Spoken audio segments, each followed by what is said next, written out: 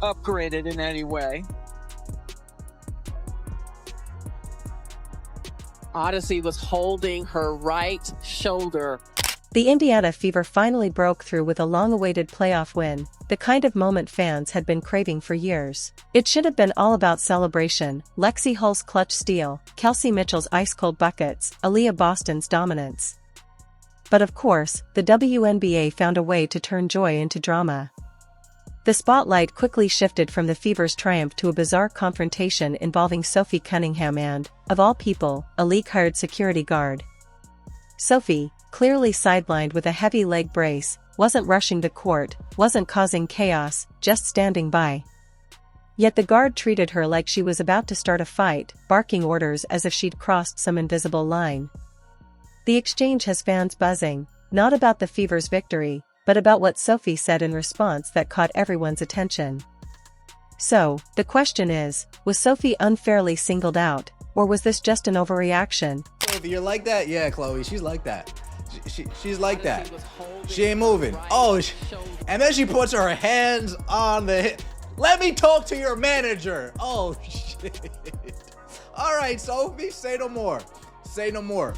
Now, when your teammate gets injured, you're allowed to hop on the court and just to see if your teammate's doing good. So, injured, healthy. So, Chloe, Sophie, they had every right to be on the court over here. Here's the question everyone is asking. Was this just a clueless overreaction from an overzealous rent-a-cop, or is it part of the larger, troubling pattern we've seen in the WNBA, targeting players who don't fit the league's preferred narrative? When you step back and look at the history, it's hard not to believe Sophie Cunningham was singled out. Her response, calm but firm, made it clear she wasn't about to be intimidated by a glorified hall monitor trying to flex authority, and the timing couldn't have been more absurd. This was supposed to be pure celebration. The Indiana Fever, despite missing Caitlin Clark in stretches along with Ari McDonald, Sydney Colson, Chloe BBY, Damaris Dantas, and Sophie herself, had just pulled off a dramatic playoff win. Fans were on their feet, the team was hyped, and the moment should have been about postseason joy. Instead, the cameras captured a surreal sight: Sophie, standing in a bulky brace, calmly holding her ground while league security approached like she was a threat. No scuffle, no violation, no cause. Yet somehow, she became the headline. Why in the F is that security guard all up on Sophie Cunningham? And look, I think there is a reason she got up in Sophie's face, and I don't think there was any need to sort of bow up to Sophie like that. I don't think, and to Sophie's credit, she did not back down at. If you're enjoying, please leave a like and subscribe our channel. Think about the optics here. Sophie Cunningham, clearly injured, hobbling in a bulky brace, was approached by a security guard acting like she was a threat waiting to explode. She couldn't sprint if she tried, yet the guard leaned in as if bracing for chaos. The cameras captured every second. Sophie's face told the story: confusion, irritation, then that unmistakable Cunningham glare fans know so well. The look that says, "Really? This is what you're doing right now." And honestly, she had every reason to give it. Social media wasted no time. Within minutes, clips of Sophie's stare-down went viral, sparking outrage across fan bases. People weren't mad at Sophie, they were furious at how unnecessary and heavy-handed the whole exchange was. This wasn't security. It was harassment, plain and simple. And once again, it fed into the frustrating narrative that has clung to Sophie's career.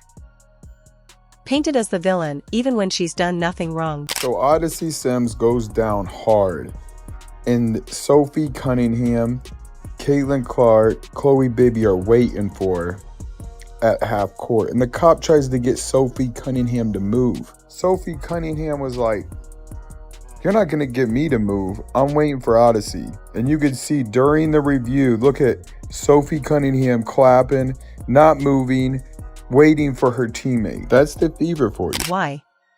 Because Sophie Cunningham doesn't toe the WNBA's party line. She's outspoken. She pushes back on narratives. She's confident, unapologetic, and refuses to shrink just to make others comfortable. And for that, she's been treated differently, by rival fans, by media outlets, and now apparently by the league's own staff. She's good for business. But instead of embracing her, the WNBA keeps trying to frame her as the problem. Fans weren't quiet about it either. Comments poured in across Twitter, Instagram, and YouTube. Many flat out said, Sophie gets treated this way because she doesn't fit the league's preferred image. Others called out the racial and cultural double standards. If Angel Reese or Paige Buchers were in Sophie's spot, the narrative would have been flipped, celebrated as passion and leadership. Instead, Sophie in a leg brace gets cast as the villain. Hashtags like #FreeSophie and #WNBA exposed trended within hours. Folks, I didn't realize how much fun I would have watching these people break down. It's a meltdown. It's a meltdown on Twitter today. It's embarrassing to a certain extent. Not for me, for them. And then we got the Caitlin Clark and the Indiana Fever getting booed as they're getting off their court.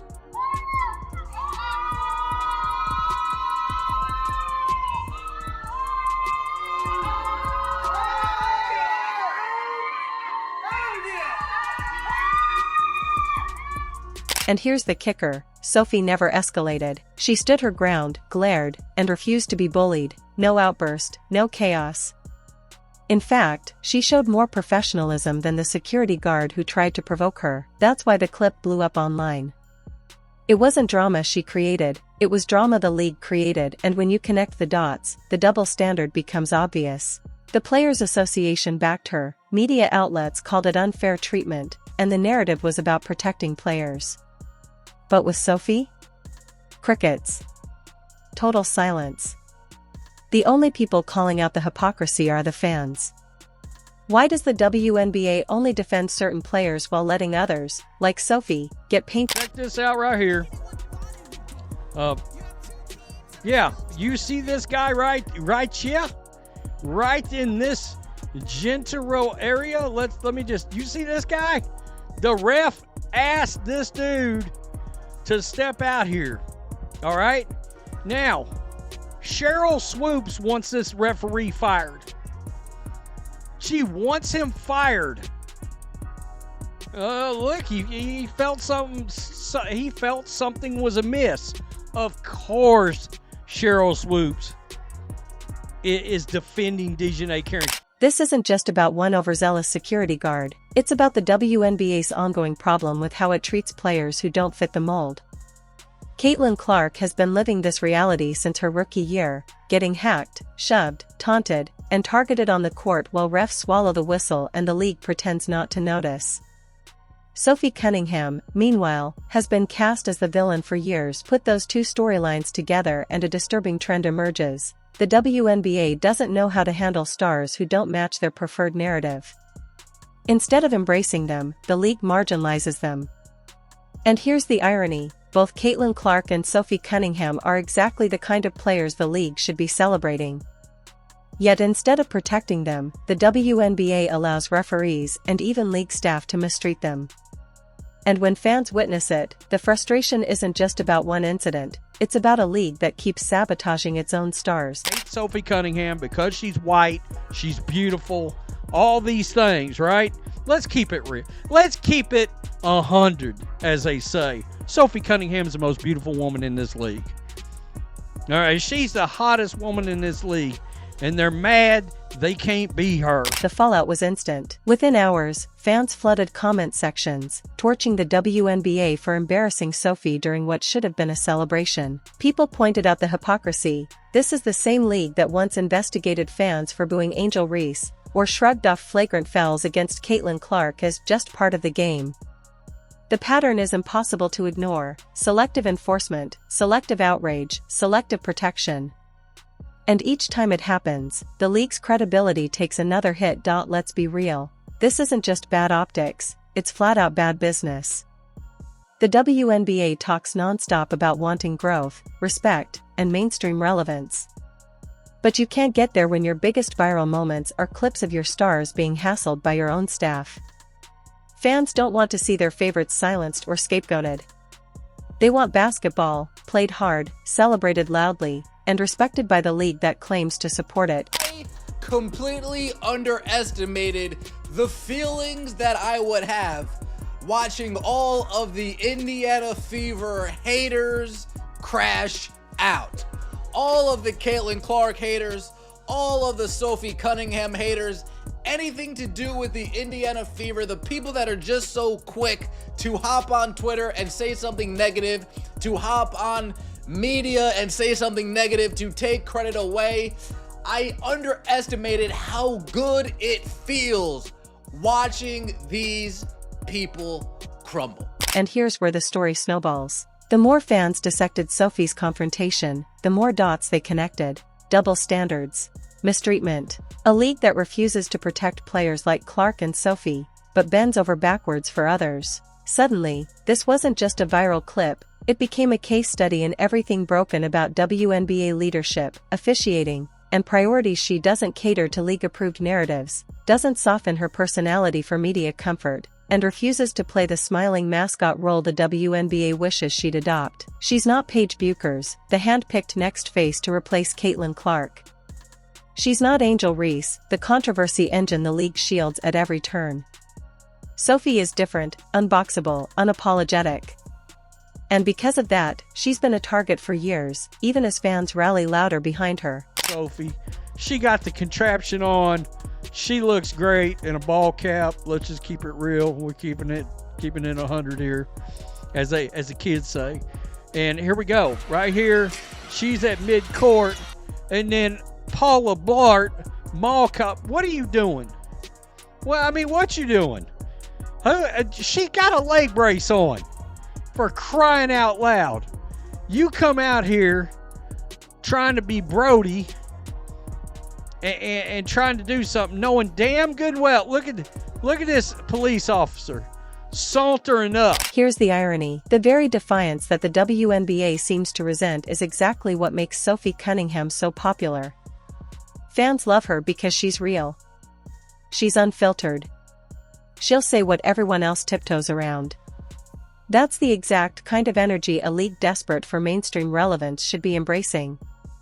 But instead of amplifying it, the WNBA keeps trying to shrink her spotlight. Just look at the marketing. How often do you see Sophie front and center in official promos? Almost never. If Sophie gets into a dust-up, she's immediately cast as the villain. But if Angel Reese does the exact same thing, it's suddenly swagger and passion. Fans aren't blind. They see the favoritism. That's why this latest incident hit differently. Sophie wasn't even playing, she was in a bulky leg brace, standing quietly in support of her teammates. And still, a security guard barked at her like she was a threat. The hypocrisy was undeniable, and fans reached the only conclusion that made sense. Sophie Cunningham is being singled out. It was one of those games. It was such a good W game. Like it was physical. There's a lot of back and forth, a lot of great plays.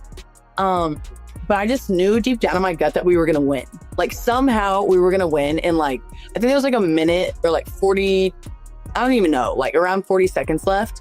And they left our all-star player wide open under the hoop for the go-ahead layup. And then Lexi Hall had a freaking badass steal and like it was over. And that's where the damage stretches far beyond Sophie Cunningham herself. Because casual fans are watching too. Many of them came to the WNBA this season drawn by Caitlin Clark's star power, only to be greeted with nonsense like this.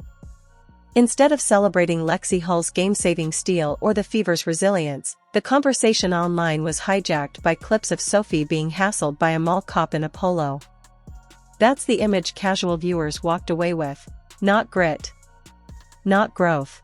Just chaos. And here's the real danger. Outsiders don't see drama as entertainment, they see it as proof the league is unserious. That perception is lethal. The backlash was instant. Social media lit up with fans shredding Commissioner Kathy Engelbert, accusing her of overseeing what they called the most embarrassing league in professional sports. Some even demanded her resignation, arguing the WNBA has morphed into a circus act. Because when controversies overshadow competition, it's not growth you're seeing. It's collapse disguised as buzz. Engelbert, we need an investigation. Call the FBI. Call the local police department. We need an investigation as to who was raining down those boos on the Indiana Fever. They're all racist. Or, hear me out here, or this is sports and that's expected. Notice how the Indiana Fever players, oh, they didn't cry. Oh my God. Notice how they didn't do that. Meanwhile, Sophie Cunningham handled the fiasco with more poise than anyone else involved. She didn't lash out, didn't fuel the chaos, and didn't hand the league the meltdown they were probably hoping for. Instead, she stood her ground, silent but defiant, letting her body language deliver the message, "You're not going to intimidate me." Fans picked up on it instantly. Social media lit up with praise, with Sophie suddenly crowned the hero of the night. Once again, the WNBA's attempt to minimize her only amplified her following. And then came her actual response, calm, sharp, and impossible to ignore. The league is so mad that we won because we're literally not supposed to be here at all. And that just like kind of fuels our fire even more. But it was just like so fun. It was one of those games that, first of all, I was sweating my ass off because I was so nervous and like, I don't really get anxious about stuff. I was so anxious. Like I could not sit still. I was legit. I felt like I played with how much I was sweating. In true Cunningham style, she shrugged it off with humor. No fiery presser, no bitter rant, just a quick jab that showed she still owns her narrative. And that's the irony. The league keeps trying to knock Sophie down, but every attempt only makes her bigger. Fans love an underdog who won't be silenced, and Sophie has become the face of that fight. And I think we all know that if there's one thing that male sports fans want to see in their spaces and on their screens, it's more of me. This isn't a one-off. The WNBA has built a troubling habit of failing the very players who carry its success. Look at Caitlin Clark. For 2 seasons, she's absorbed more hard fouls than anyone else, hacked, shoved, knocked to the floor, yet the whistles barely come. The refs look away, the league shrugs, and fans are left seething. On the night the Fever finally broke their playoff drought, instead of celebration, she's humiliated by league security in front of a roaring crowd. That's not coincidence, it's a pattern. The WNBA loves to sell a narrative of collective growth, everyone contributing, the league rising together. But the truth is uglier. Leadership has favorites, and the rest get shoved to the margins. The Fever's win should have been a shining moment. Even without Caitlin Clark, even with half the roster taped up and limping, they found a way. Lexi's defensive brilliance, Aaliyah Boston's steady dominance, Kelsey Mitchell's leadership, those should have been the headlines. Instead, what trended? A rent-a-cop barking at Sophie Cunningham. That wasn't just embarrassing. It was malpractice. And fans are tired of Indiana Fever are heading to the semifinals. Driving to the foul line in the paint, lays it in. Sims crossover left to right, gets into the paint, layup, good.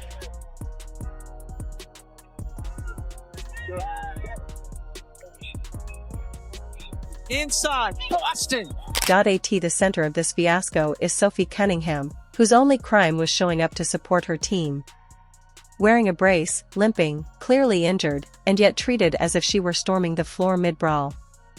That one scene told fans everything they needed to know about how the WNBA handles players who don't fit its preferred mold. And here's the kicker. The backlash isn't fading, it's growing. The WNBA can try spinning it with bland PR statements. They can downplay it as a misunderstanding, but the truth is simple. The people aren't buying it. Sophie was wronged. Period.